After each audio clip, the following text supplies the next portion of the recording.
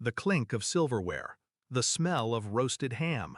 And then her voice, sharp as crystal breaking. "Lighten up! I want the master bedroom renovated when we move into your new luxury house." My brother grinned, arms slung around her chair. "It's only fair. We'll be living there long term." The table erupted in laughter. My mother tittered. My father gave an approving nod. I didn't laugh.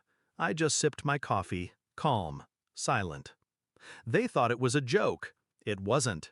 It was a declaration. Growing up, my brother was the heir, the golden child. Every win he had was celebrated with fireworks. Every mistake covered with excuses. Me, I was the afterthought. Too serious, too quiet, too inconvenient. When he crashed his car, they gave him another. When I graduated with honors, they barely showed up. But I loved them anyway. I thought maybe, someday, they'd see me. They never did. The betrayal wasn't one moment. It was years stacked like bricks until they formed a wall. The business I built from nothing, they called it luck. The house I bought with my own hands, they called it family property. And now, my brother and his fiancée had the audacity to claim the master bedroom. At my table, in front of me. They thought I'd roll over. They forgot I don't play the fool. I didn't argue at brunch. I didn't remind them whose name was on the deed. I simply smiled, nodded, and served dessert.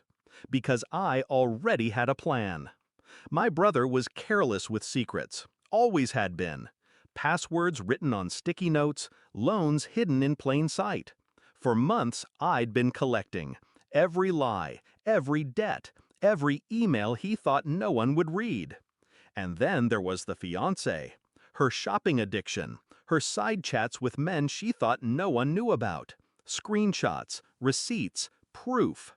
I wasn't going to shout. I was going to show. Step 1, I invited him to help with my business's live stream. He loved attention, loved the idea of being seen as powerful. He agreed instantly. Step 2, I queued the documents. A slideshow, hidden in plain sight on my system. All I had to do was click once. Step 3, I waited. 24 hours after brunch, my phone rang. My mother, hysterical. "Dear God, Max, what is he reading on camera?" I leaned back in my chair, watching the stream from my own screen. There he was, my brother, live, in front of thousands of my clients and investors. At first, he read with a smirk, thinking he was improvising. Then his face paled. Because the words weren't scripted. They were his bank statements, his unpaid debts, his begging emails for loans he never repaid. The chat exploded. Laughing emojis, shocked comments, screenshots spreading like wildfire. And then, slide by slide, came her messages. His fiancée, flirting with strangers, calling him pathetic, admitting she was only with him for money. He froze. She screamed off camera. The feed cut. But it was too late. Calls poured in, from my parents, from my brother, from numbers I didn't recognize. I didn't answer. I just let the silence sit, the same silence they'd given me for years. The fallout was immediate. Investors pulled from his side projects. Her family withdrew their engagement blessing. My parents, for once, had no defense.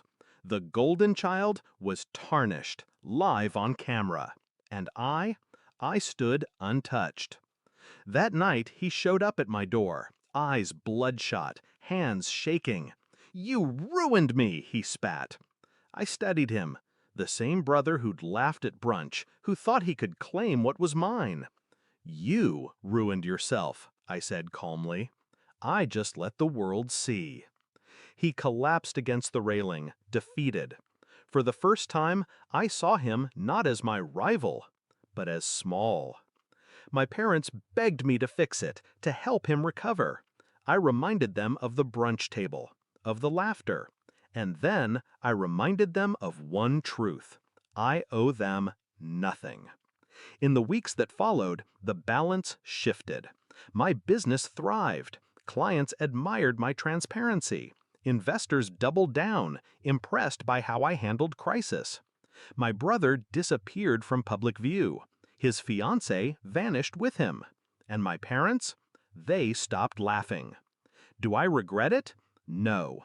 Because this wasn't just revenge. It was reclamation.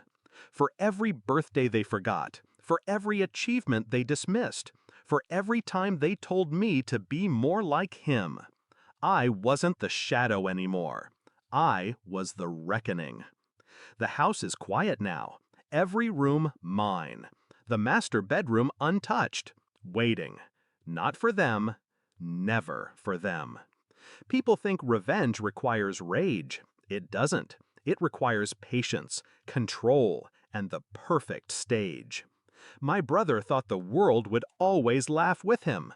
Now, the only sound left is silence.